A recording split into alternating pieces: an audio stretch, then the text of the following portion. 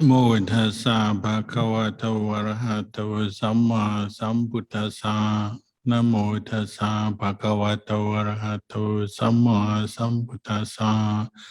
Namo tassa bhagavato arahato samma sambuddhassa. Buddhang dhammang sanghang namasami.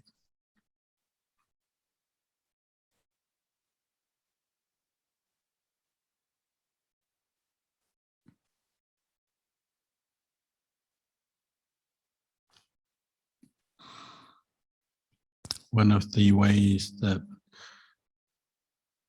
Ajahn Chah, one of his teachers, Ajahn Man, and some of the other forest Ajahns talk about the practices that we're developing the qualities of the Eightfold Noble Path together in the one mind, and they all form a part of the whole. And they talk about them as being like parts of a circle or a wheel. So we have the traditional Buddhist symbol of the wheel of Dhamma. And you have the 8 spokes, which are the 8 factors of the Noble Path. And that you need to develop all of them until they're strong and arising in the mind together, as they support each other. And just like a wheel, if one of the spokes is weak or snapped, broken, then the whole wheel doesn't turn properly. And this is something that, as Buddhists, often gives rise to doubt or a lack of clarity, because, say, we do a meditation retreat, we're focusing a lot on a particular technique, such as the breath meditation or 4 foundations of mindfulness, vipassana, and so on. Sometimes we focus right in on a particular aspect of the practice, or one of those spokes, one of those parts of the circle or the whole, even to the point where we may neglect other parts. But then, of course, it's sometimes another problem is it seems like there's so much to learn and remember, and you can't be mindful and remember everything at the same time, it seems. We know that the Buddha taught many, many teachings. Usually they say 84,000 Dhamma teachings. So who can remember all of those 84,000 teachings?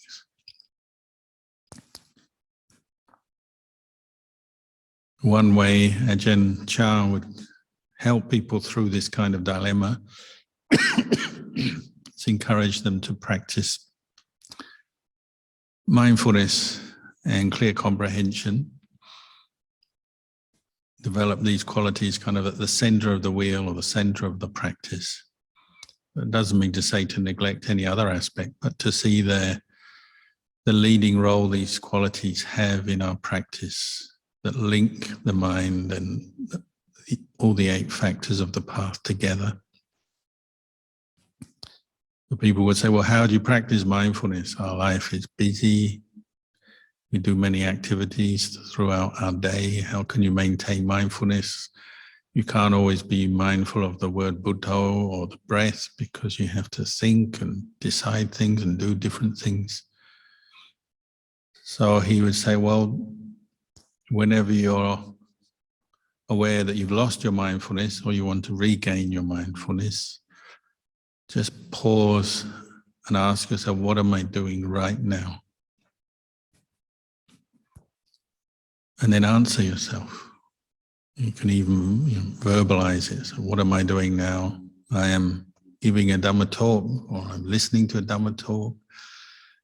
I'm walking meditation, focusing my mind on my feet. I'm sitting meditation, focusing on the in and out breath.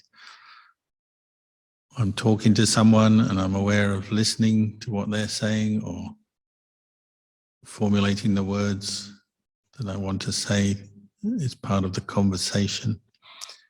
Or I'm eating my food and so on. you're learning to bring attention to the present moment and explain to yourself, whether verbally or just quickly, just sort of through observation, observing and knowing exactly what you're doing right now at this moment. Then you have sati and sampajanya.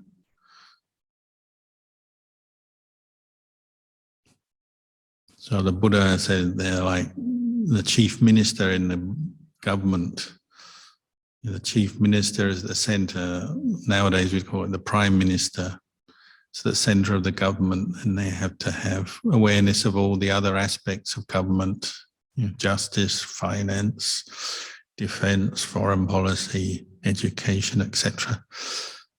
The chief minister is at the center, and then sometimes mindfulness has to be involved with one thing and then sometimes another. So sometimes you're with the breath, especially if you're sitting meditation, that might be the main area where you're practicing mindfulness by directing it to the breath.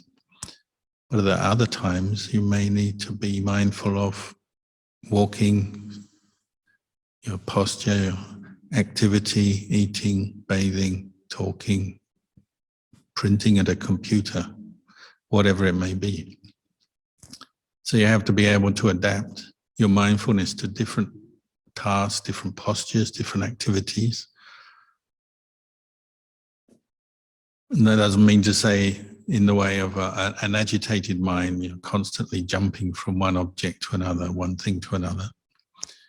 But still, we have to learn how to bring out mindfulness in a whole range of activities, situations. Because life is unpredictable. We have different duties and responsibilities. And one nice thing about a retreat is you're setting aside many duties and responsibilities, at least temporarily, so you can focus on a more intense form of mindfulness practice. You maybe do a lot of samatha meditation, sitting, walking, and you may experience some deeper states of calm and samadhi than normal because you set aside the other activities. But, the retreats come to an end, the meditation sessions come to an end, and you have to go off and maintain that mindfulness. And maybe it has to be mindfulness directed just to practicing right speech, because it's one part of the path. And we speak a lot in our life, and we listen a lot, we speak a lot. And often that's where our craving, desire comes out, our attachments are displayed in our speech. We cause ourselves and others suffering, sometimes misunderstandings, display moods. So mindfulness of speech and the practice of right speech is a huge part of our practice. And we can't neglect that. Mindfulness of action, the same. How aware are we of what we're doing? And sometimes we do things without realizing, we're just acting on autopilot. And sometimes you see that in a monastery, somebody has a fly or a mosquito land on their arm and they just hit it immediately, and then they realize, oh, I just killed a mosquito right in front of the monks. Poor mosquito. The mindfulness comes later. So right action is an area to develop mindfulness. Right speech, right thought is the one we're more concerned with when we're doing a meditation retreat, because we spend so much time with our thinking.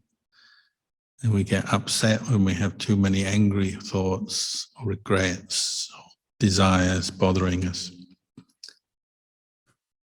But like the Prime Minister, your mindfulness, clear comprehension has to be ready to arise and do what's needed. It doesn't mean to say these are the only qualities we develop, but they're like at the center of the practice. And the Buddha talked about a person practice, sometimes he'd say that how mature is somebody's spiritual faculties, the 5 indriya. And sati is like, or mindfulness is at the center of those. So on one side there's saddha, faith, and samadhi, and then on the other side is virya and panya. So sattva, faith, samadhi is calm or stillness, virya is energy, panya is wisdom and understanding. Mindfulness is in the middle of these 5 qualities, but they're all developing or maturing together. They come out of the one mind that is being trained, and these qualities are cultivating together, developing together, and support each other. And part of the role of mindfulness is to balance them.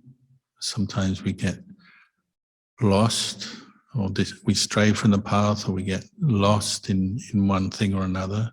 And so mindfulness has to be the voice or the intuitive awareness that comes up and says, hold on, something's going wrong, or something is no longer part of the path, what you're doing, saying, or thinking.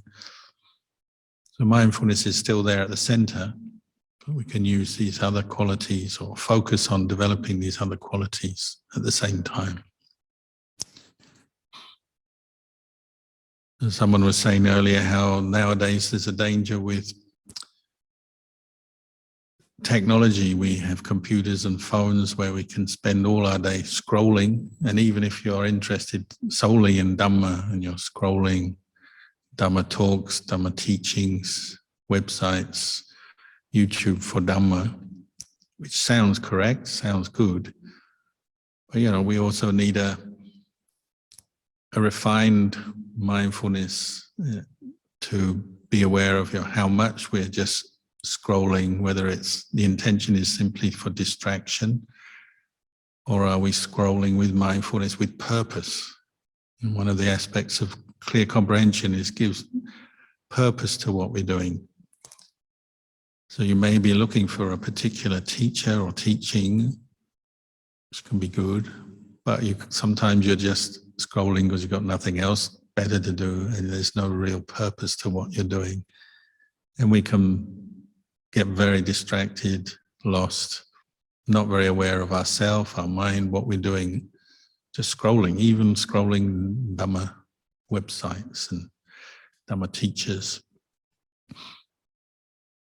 You notice sometimes when you listen to a talk on computer or phone, it's easy to get bored, turn off. Oh, heard enough of that, turn it off, move to something else.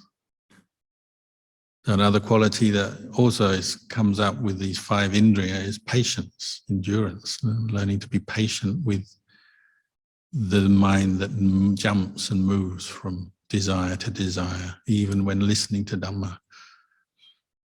It can be developing patience with your body, just being able to sit still or stay with the aspect of listening or meditating.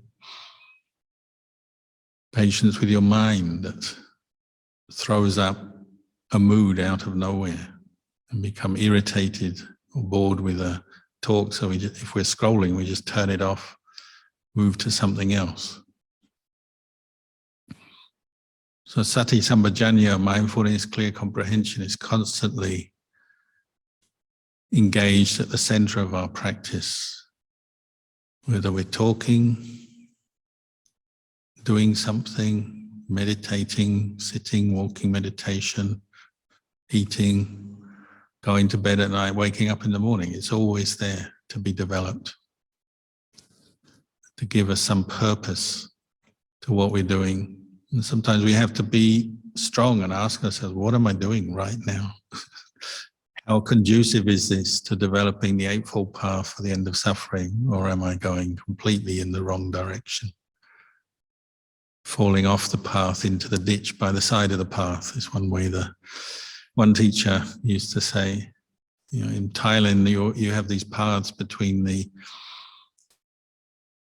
fields, the rice paddies, and you walk on the path, but if you're not mindful, you'll slip down the side because they're often very narrow, and especially if it's wet and muddy, you can slip down the side into the muddy, wet field. And you'd say, if you're not mindful, it's so easy just to slip off the path into the wet mud. You start listening to a Dhamma talk and then you turn to watch your favorite soap opera or listen to some music or turn on the news or something.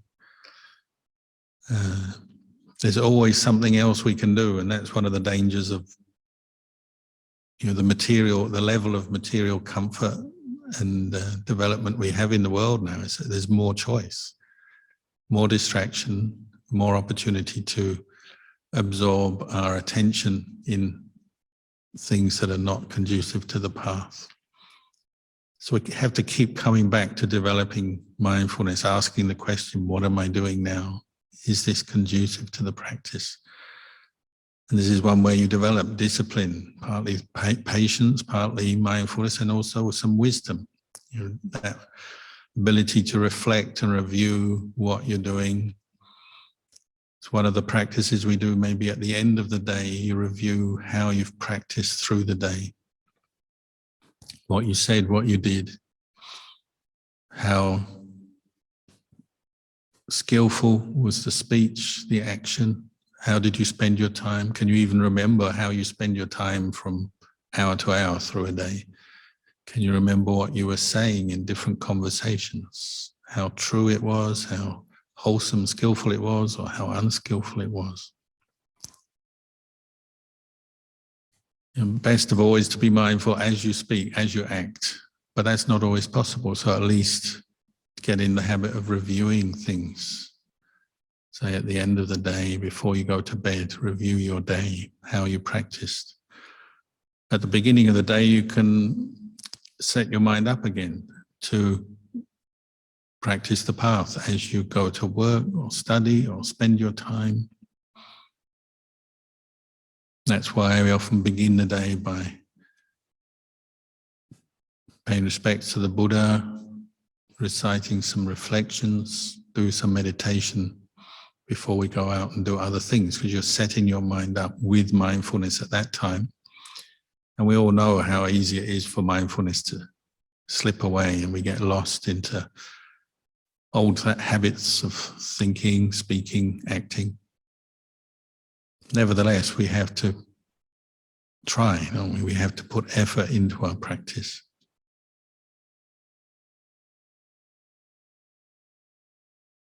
Another problem meditators face is the sort of the dullness experience, where you have put effort into calming your mind, setting aside other activities and duties, and you're just sitting and walking, and when you sit, the mind goes into a nice dull state, and we don't really know anything in that state, and it's pleasant. Sometimes numbness and dullness is pleasant compared to different kinds of stressful activity. That's where the mindfulness needs to balance samadhi and virya. The Buddha said when you're caught into dullness and you're not really knowing or furthering the path, not investigating the truth, the Dhamma, you need to arouse energy to pull the mind out of dullness. Even when you're feeling quite relaxed, you can still say that's a state of dullness. And we need to investigate. Investigation takes effort. It can be tiring, so sometimes we don't want to investigate the Dhamma. We can't be bothered, or we just can't face looking at things, understanding things. So of course our wisdom faculty, our understanding doesn't advance at that point. And we just go into the dullness or the numbness of the mind, the darkness of the mind.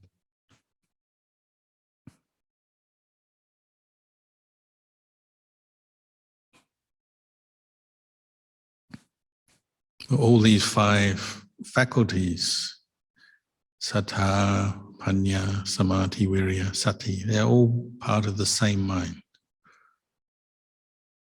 And we don't have to go anywhere else to get them or find them, but we have to put effort into developing and then observing and using mindfulness to sometimes to balance them, sometimes to develop one over the other, depending what's necessary.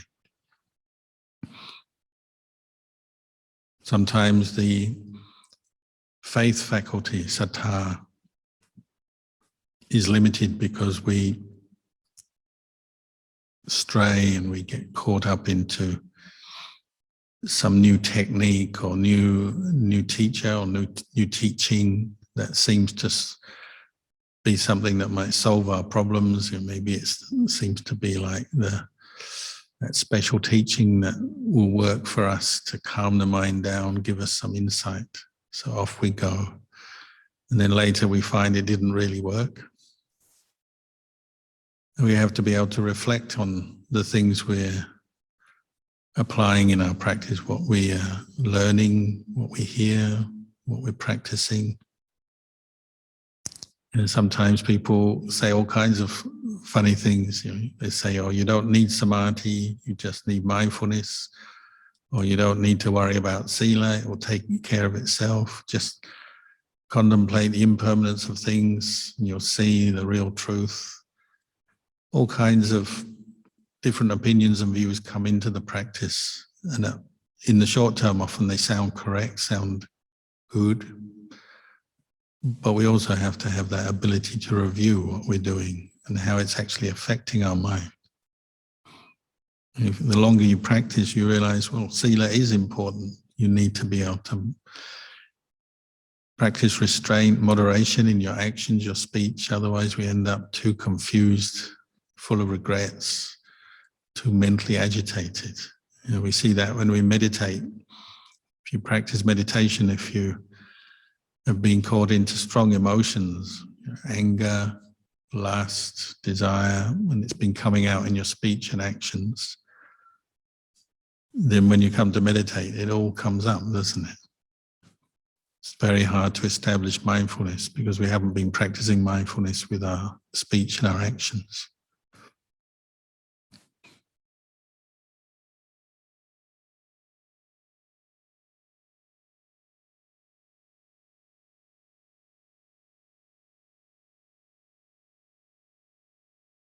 So part of our practice is just learning to establish mindfulness throughout the day, or re-establish it, whatever the situation. If you only see the practice as that time when you're sitting on your meditation cushion, then of course all the other times in your day you'll have this sense of just thinking, saying, doing anything without really reviewing or reflecting on whether it's wholesome or not, useful or not. Or some people think, well, you only practice when you're in the monastery or in a meditation retreat center, and then when you're at home, you don't practice.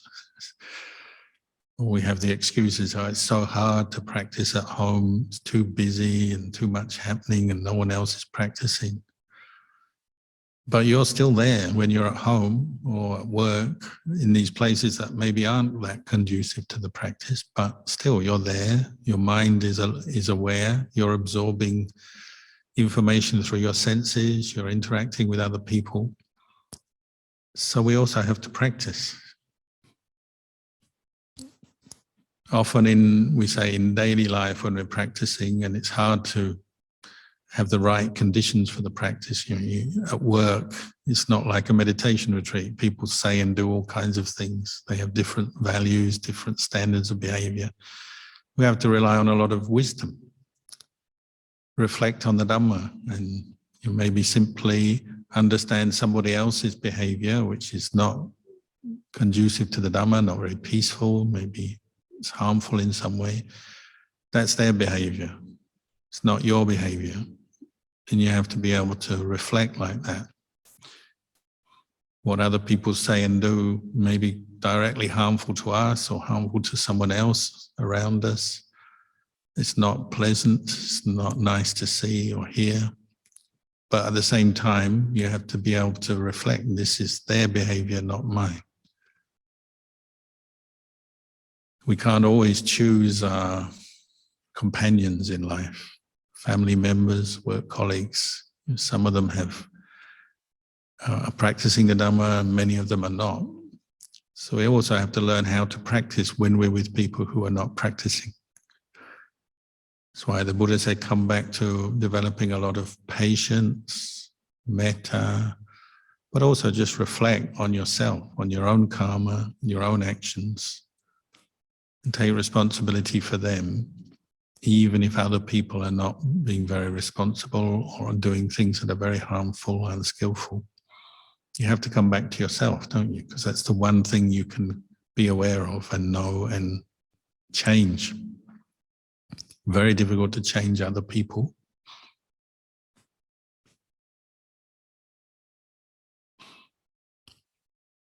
Like just now, I was at my kuti in the forest, and there's every day you see animals. So there's a bird trying to kill a spider, and they'll have to go up on the eaves of the kuti where there's cobwebs, and they pull the spider down. The spider's trying to run away, and the bird is trying to catch it to eat it.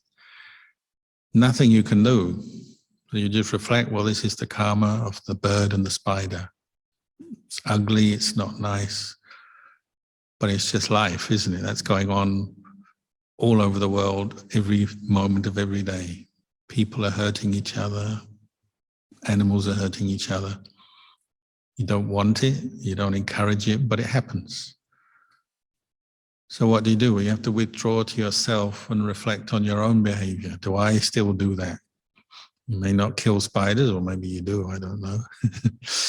But do you still have anger? Can that anger come out in speech? Can it come out in your behavior when you're at work, when you're at home, and you lose your temper? How do you deal with that?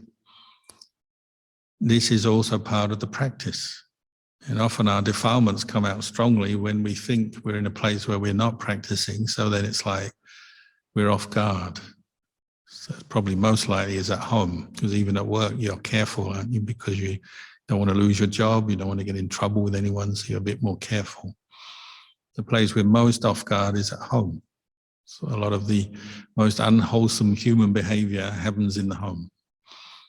Lots of good behavior happens in the home as well, because families often help each other and look after each other, but sometimes we're off guard and we get angry, jealous, we compete, competing roles in the family, comparing, get upset.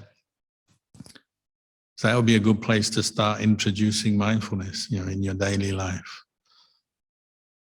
Asking yourself, what am I doing right now with your cooking, cleaning, dressing, going about your business at home, fixing this, doing that, watching TV, watching the computer, typing something. What am I doing right now? And it can work. So many people have told me that they've been in a situation where they're just completely losing their awareness, becoming angry or upset or depressed.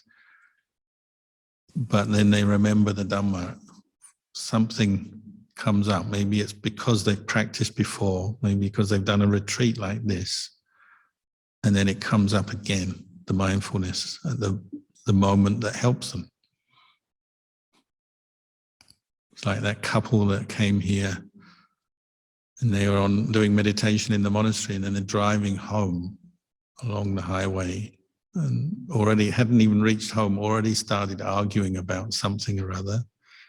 And the anger comes up, and then they get so angry, don't want to talk to each other. And then it gets to the point where the man who was driving stops the car and opens the door and says, "That's it, I'm getting out of the car." Couldn't even stand being in the car because he's so angry. But he said as his foot touched the ground, it just brought back the memory of doing walking meditation. Mindfulness of a foot touching the ground, because he's done it before. And that brought back the sense of mindfulness, composure, the realization, I'm just following an unwholesome train of mind and action here. So he stopped, and then he put his foot back in the car, shut the door, and he was calm. His partner saw that he was calm, so she became calm. And they could drive home safely, at ease. And this human mind is a conditioned thing, so we can condition it with what we call the mental defilements, rooted in greed, anger, delusion, sense of self, pride, conceit, arrogance, jealousy. Or we can condition it with the Dhamma, these 8 factors of the Noble Path, working together to condition the mind in a good way. And it's still conditioning you until you've reached the unconditioned of Nibbana. We're still in the conditioned realm, but you might as well use what the conditioned realm has to offer, which is the Dhamma, for your advantage. So if you practice mindfulness, particularly if you practiced it regularly, you make the effort to meditate, listen to Dhamma, do retreats and so on, undertake to keep precepts, for example. Then at times when you need it, the Dhamma can come up and help you. At that moment when you're falling into an argument, losing your temper, something can come up in the mind to interrupt the flow of the conversation, the train of thought, and just make you mindful at that moment because you've done it before. Sometimes it's wisdom arises, just the insight into impermanence, and you realize something that's happened that was unpleasant or you didn't want to happen, but you have to accept it. You just go, that's life. And it arises and passes away. The anger comes up, but then it passes away. You let it go and you can move on. And that might be the fruit of previous meditation and insight you've developed. And the more you practice, the more you see how the Dhamma does condition itself. The more you keep precepts, practice mindfulness, reflect on the Dhamma. This is setting up the causes and conditions for you to keep precepts, reflect on the Dhamma, be mindful again. And it does get a little easier.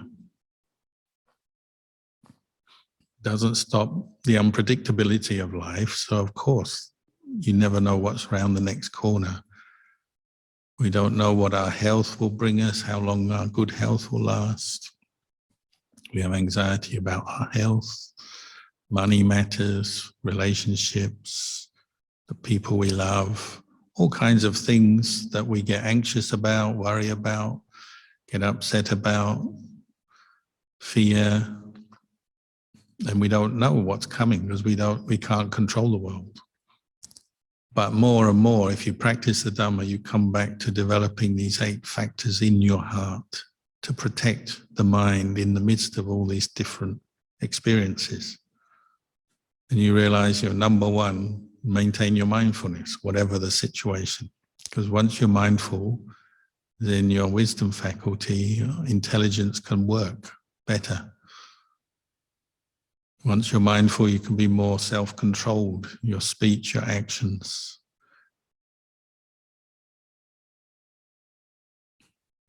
The way of the ignorant mind, the mind that's conditioned by ignorance, going to craving, going to attachment, is always to try and control things, get rid of what we don't like, hold on to what we like. And we don't see the Dhamma when there's ignorance in the mind. We don't understand the Four Noble Truths. We don't see the impermanent nature of things. So we try and control and make everything go according to our desires. We get really frustrated and suffer a lot because of it. But if there's one thing you learn from meditation, sitting, walking meditation, is that you can't control everything. You have to be at ease with whatever's coming your way, and maintain your mindfulness and use wisdom to reflect on it. A lot of our Dhamma practice is like this. It's repetitive. We do it over and over again because gradually the conditioning nature of the Dhamma, rather than the defilements, means that some of that understanding, wisdom, mindfulness sticks. It's there all the time in your mind because you've developed it.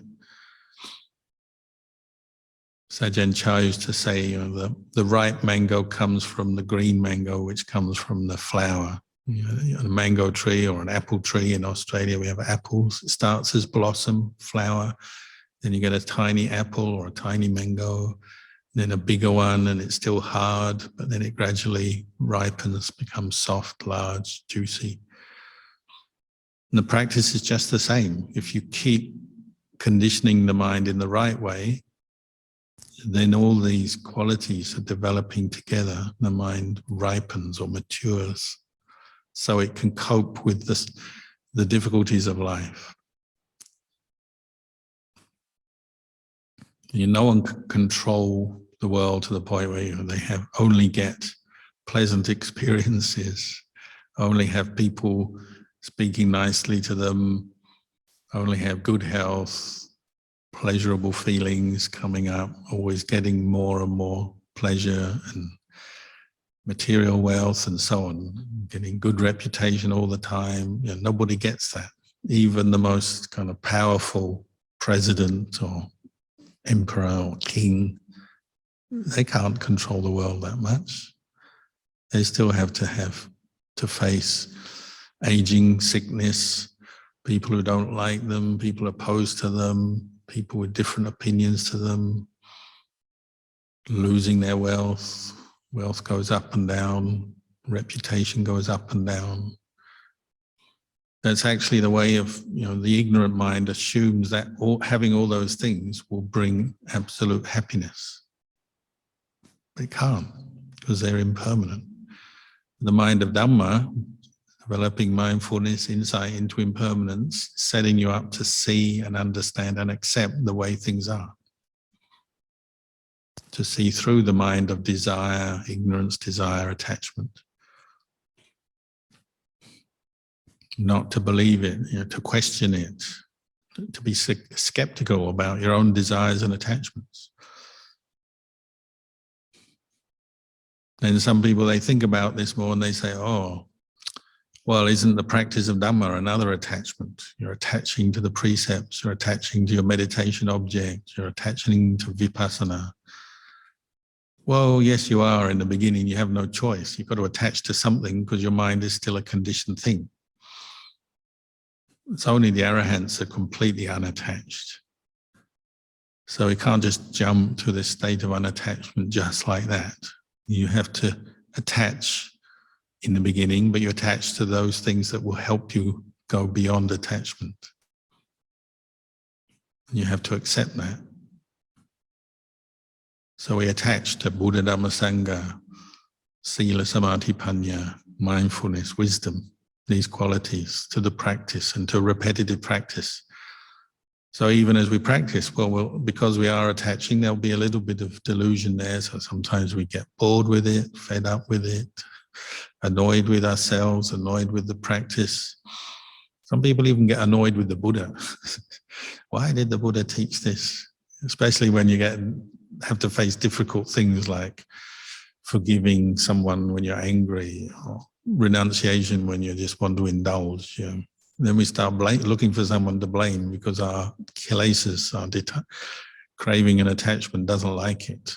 When you have to forgive someone that you're angry with, we don't like it. Why do I have to forgive? So we may even blame the teacher or the Buddha. But we have to use the Dhamma that we are taught and that we have for our own benefit until we have cleaned the mind out from all this craving and attachment and delusion. So sometimes we do have to forgive when it's difficult. Sometimes we have to renounce when we know indulging and holding on is only for our harm or other people's harm. Sometimes we have to practice moderation and restraint.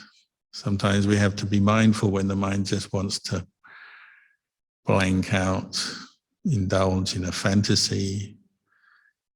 Sometimes mindfulness seems painful because you're having to give something up that you're used to, even though that thing is bad for you. That habit is bad for you.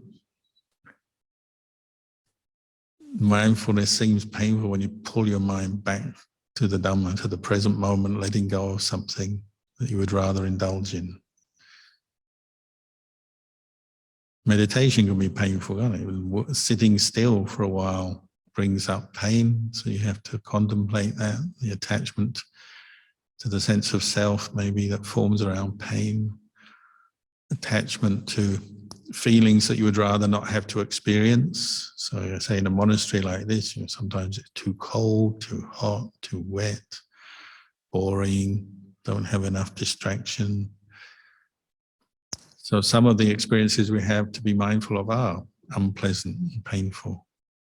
But that's not through the practice, or it's not created by the practice. It's just the practice reveals the truth to us, that life is a mixture of pleasure and pain, success and failure, good health, bad health, get money, lose money, people like you, people don't like you. Yeah, these are just the normal experiences of human existence. And when you're mindful, you can see that and accept that and let go.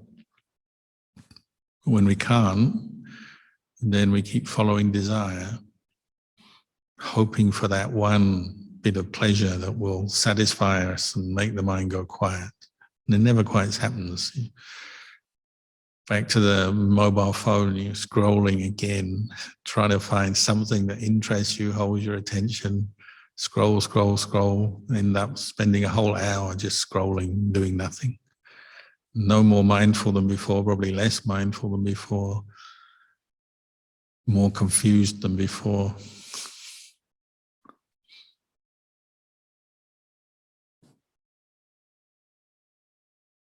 So practicing the Dhamma is not always easy. It's challenging, and disciplining ourselves, letting go of things we're attached to and used to is not always easy. But we have to give it a go, patiently, with effort, bringing up the mindfulness. And hopefully we get some insight and understanding that sticks in the mind and guides us in the right direction, tells us this is the right way to go. This is the way the Buddha went, the Arahants went. But we have to prove that or find that out for ourselves through our practice. So I'll finish the talk there, but we still have some time left before the end of the session. So I'll end the talk and we can carry on meditating. Antamayang Dhammakataya Sadhu Karang Tatamase Sadhu Sadhu Sadhu Anumo